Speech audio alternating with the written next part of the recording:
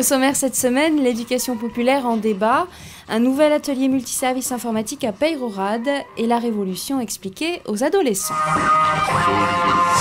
Quel avenir pour une éducation populaire, moteur de transformation sociale? C'est à cette question qu'a tenté de répondre le sociologue Olivier Douard, invité du Conseil général vendredi 14 janvier. Devant un parterre d'acteurs du monde associatif, le spécialiste a posé les bases d'un mouvement en quête d'identité et tenté de lui dessiner un horizon qui ne soit pas une utopie. La question qui se pose, c'est à quoi peut servir l'éducation populaire?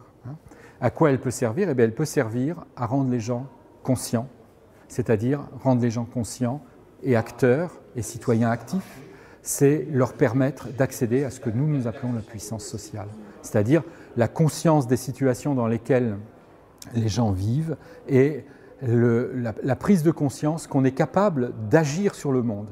C'est une manière de remettre en avant le projet de transformation sociale initial de l'éducation populaire. Un discours qui fait résonance auprès des associations présentes, des associations pourtant confrontées aux réalités de terrain, sommet de se mettre au service d'objectifs parfois divergents, avec ce dilemme, sauver son âme ou développer sa boutique. Mais nous sommes très dépendants financièrement, à la fois de l'État, mais également d'autres collectivités.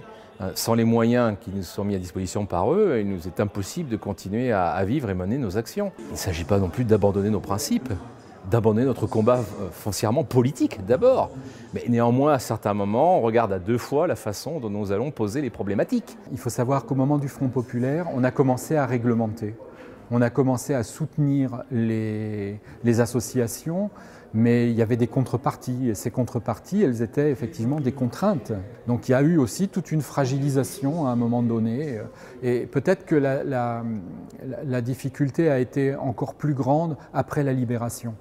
Après la libération, la reconnaissance par l'État de l'éducation populaire est là, par des mécanismes que j'ai essayé d'évoquer ce soir, mais progressivement, en partie instrumentaliser l'éducation populaire. Si l'éducation populaire se ressaisit de son premier objectif, à savoir l'émancipation individuelle et collective, alors elle a de beaux jours devant elle. C'est ce qu'on retiendra de ce rapide débat avec les acteurs de l'éducation populaire. Je pense oui, qu'il y a beaucoup de gens qui ont quelque chose dans le ventre et qui ont un message à faire passer et qui tentent de le faire et qui font ce qu'ils peuvent. Et j'espère en tout cas que ce sera porteur de bonnes choses. L'atelier multiservice informatique du Pays d'Orthe a ouvert ses portes début janvier au centre socio-culturel de Peyrehorade.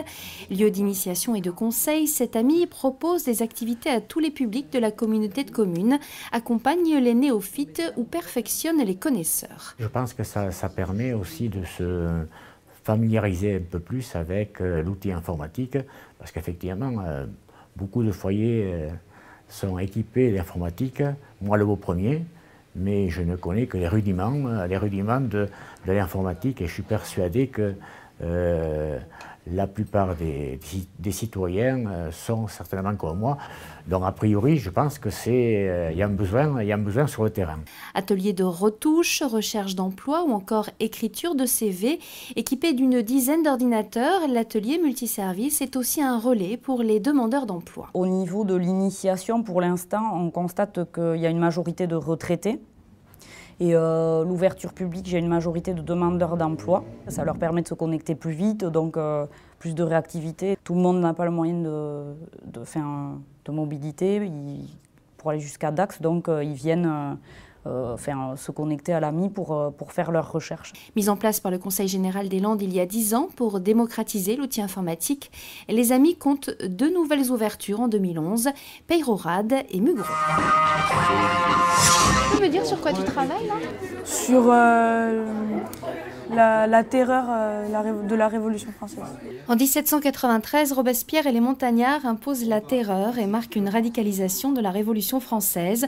L'histoire par l'image à partir de documents authentiques, c'est l'une des missions du service éducatif des archives départementales qui a pour vocation d'initier les scolaires à la recherche historique et à l'utilisation des documents d'archives. L'idée c'est de mettre à portée des enfants des documents que l'on n'a pas l'habitude qui n'ont pas l'habitude de voir, quoi. Tout ce qui va être des vieux documents d'époque. Ici, la Révolution, bon, voilà, c'est de leur montrer que l'histoire s'écrit à travers ça. Là, on est sur la question 5 et on doit trouver le salaire exact d'un artisan, d'un ouvrier. Ah mais c'est là, attends, c'est juste là. L'intérêt avec ce que nous proposent les archives départementales des Landes, c'est qu'on relie un petit peu la grande histoire, celle de la Révolution française, et le département des Landes et les territoires qui sont les leurs, et particulièrement celui de la Haute-Lande d'où viennent les élèves. Et je pense que ça permet de mieux saisir les enjeux de la Révolution et de mieux aussi s'y attacher, s'intéresser aux phénomènes de l'époque par le fait qu'ils peuvent retrouver sur les documents des archives les lieux qui sont les leurs, les villages qui sont les leurs, voilà. Des travaux en atelier aux expositions itinérantes, les archives départementales proposent tout au long de l'année aux scolaires de découvrir l'histoire selon une approche différente et toujours en rapport avec leur cadre de vie.